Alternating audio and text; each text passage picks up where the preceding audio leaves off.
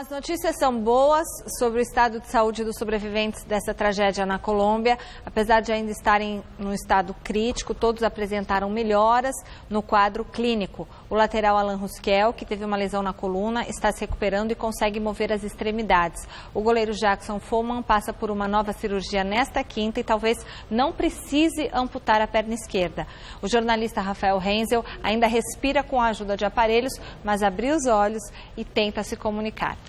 O caso do zagueiro Neto inspira mais cuidados, já que ele foi o último a ser retirado dos destroços e ficou mais tempo exposto às condições extremas da Serra Colombiana. Já os dois funcionários da empresa aérea Lamia, Ervin Tumiri e Ximena Soares, são os que estão em melhores condições de saúde. Eles sofreram menos ferimentos e, apesar de seguirem internados, eles já recebem visitas. Os corpos das 71 vítimas do acidente já foram identificados. Amanhã deve começar o transporte para o Brasil. Um velório coletivo deve acontecer na Arena Condá, com as presenças de autoridades, incluindo do presidente Michel Temer e do presidente da FIFA, Gianni Infantino. Hoje, a diretoria da Chapecoense concedeu uma entrevista coletiva para explicar como isso deve acontecer. E nós vamos efetivamente trazer todos os corpos até aqui. E daqui alguns já saem para as suas cidades de origem com as suas famílias.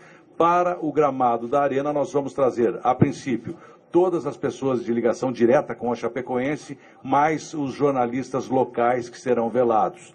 Nós teremos um período inicial entre 45 minutos e 1 hora de velório reservado às famílias e pessoas mais próximas, e após esse período liberaremos para o acesso à imprensa e aos torcedores e aos simpatizantes da Chapecoense. Se decidiu que os torcedores ficarão restritos à área das arquibancadas e cadeiras. Estamos trabalhando como já foi dito antes, com a hipótese do meio-dia de amanhã, mas também preparados para começar, inclusive, à noite, se for o caso. É evidente que nós estamos preocupados, sim, com o processo de reestruturação do clube, que deve começar já nos próximos dias, logo após enterrarmos nossos guerreiros e enxugarmos nossas lágrimas, mas estamos, nesse momento, trabalhando com a questão humanitária, de dar todo o apoio às famílias que estão enlutadas, à torcida que está numa comoção generalizada, enfim, a população em geral que está toda muito abalada por isso aí. Nós não estamos trabalhando com essas hipóteses,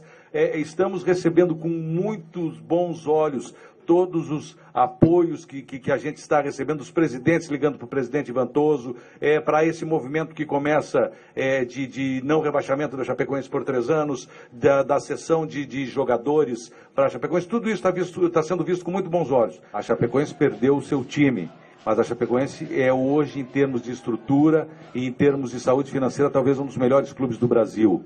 Claro que, a se confirmar a situação dos clubes cederem jogadores, vamos analisar. Não basta simplesmente você pegar jogador e o assunto está encerrado. Não, vamos analisar a situação. Nós estamos recebendo muita proposta de jogo beneficente de grandes clubes. Eu não vou nem citar aqui porque são grandes clubes querendo jogar com a Chapecoense, com rendas revertidas em prol da Chapecoense e das famílias dos jogadores. Tudo isso vai ser analisado, mas como nós falamos antes, a questão de momento é uma questão humanitária de suporte às famílias enlutadas. Depois disso, depois de enxugar as lágrimas, vamos tratar de futebol. Que é muito sensato. Claro. Né? Muito sensato, humano. Né? Futebol pensa depois. Diferente, a gente vai falar também do Franco Carvalho, que foi presidente do Internacional, hoje é dirigente, que foi muito infeliz. Só o Internacional está pensando em futebol agora.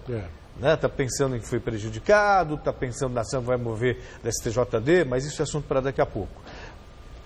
Está certo, a Chapecoense tem que continuar, mas primeiro tem que cuidar das famílias, ver o que tem que ser feito do ponto de vista humano, para depois pensar. Alguns clubes até já colocaram uma lista de jogadores para saber se interessa, se não interessa, para a Chapecoense escolher, vai ter que montar um elenco novo. Ficaram alguns jogadores que não viajaram, mas enfim, vai ter que precisar pelo menos mais 22 jogadores. Então, mas depois de resolver isso, a Chapecoense terá tempo de analisar os nomes. E é um golpe ainda mais rude, né? Quase irônico, porque a Chapecoense tem sido um exemplo de gestão.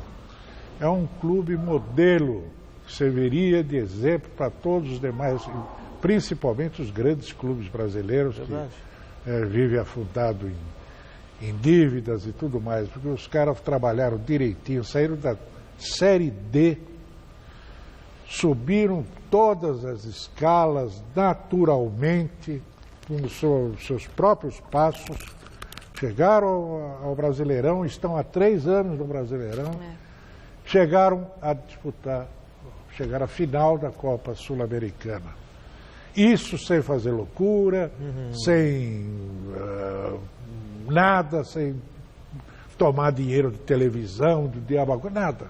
Fizeram gestão séria. Dentro das suas possibilidades. Passo a passo, chegaram onde chegaram. E seria um crime, né?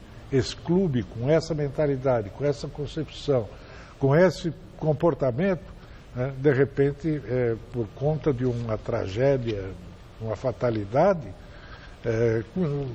começar a declinar, a cair, perder todos esses espaços que ele conquistou dentro do campo e fora dele com inteligência e competência e honestidade.